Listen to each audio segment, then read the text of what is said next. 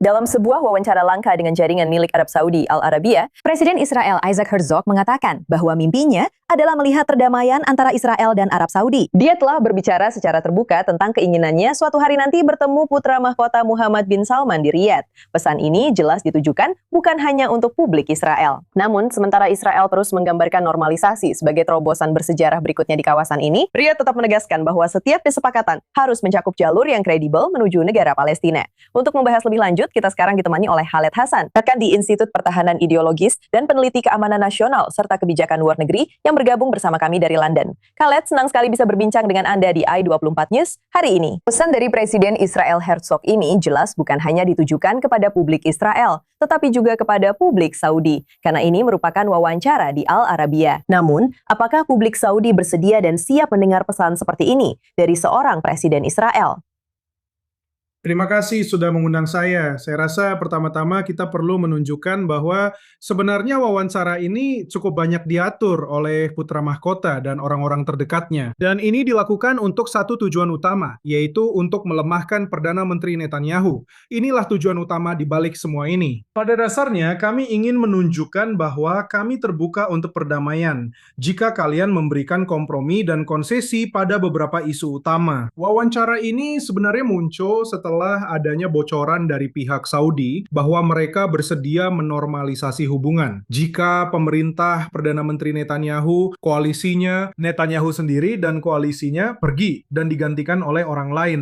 Dan jika Israel berkomitmen untuk tidak membangun permukiman atau apapun di tepi barat, serta Yudea dan Samaria, pada dasarnya, jika pimpinan Saudi sudah memutuskan bahwa mereka tidak akan pernah menormalisasi, lalu mengapa tetap membiarkan kemungkinan itu tetap terbuka? Pada titik tertentu, bukankah terus-menerus meningkatkan harapan? Bukankah itu mungkin merusak kredibilitas Riyadh di mata Washington misalnya? pertanyaannya adalah mengapa mereka tidak melakukannya? Karena mereka paham bahwa jika mereka hanya mengiming-imingi normalisasi, mereka bisa mendapatkan apa yang mereka inginkan. Mereka mengiming-imingi normalisasi saat berurusan dengan ASN, Israel, dan pihak lain di kawasan tersebut. Dari setiap kali mereka ingin menekan Israel atau menekan Israel, mereka akan berkata, kami mungkin mempertimbangkan normalisasi jika kalian melakukan X, Y, Z. Mereka tidak serius soal normalisasi karena satu alasan utama. Sekarang ada konflik antara Uni Emirat Arab dan Arab Saudi.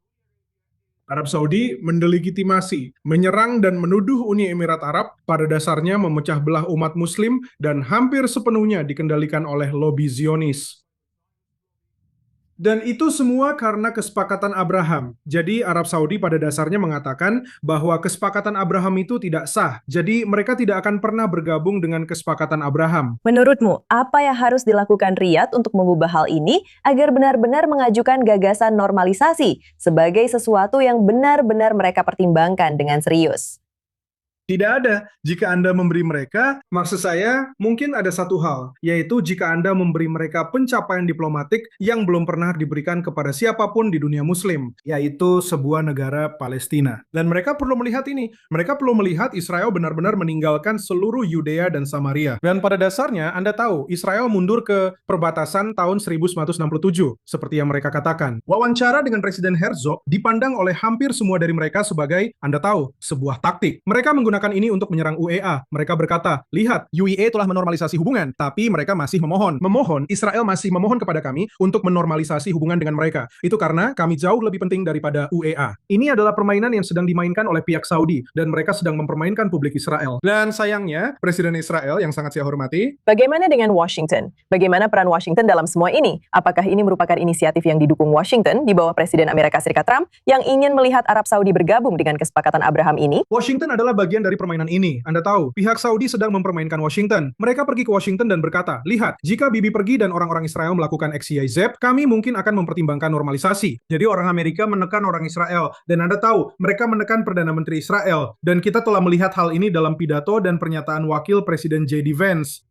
Jadi pada dasarnya, Arab Saudi, sedang mendanai kampanye besar untuk menekan orang Israel dan juga memanipulasi opini publik di Israel. Anda harus bertanya pada diri sendiri mengapa ini terjadi menjelang pemilu. Kenapa tidak setahun yang lalu? Kenapa tidak 6 bulan yang lalu? Wawasan yang menarik tentang prospek normalisasi yang sebenarnya. Khaled Hasan, terima kasih banyak sudah bersama kami di i24 News hari ini. Terima kasih.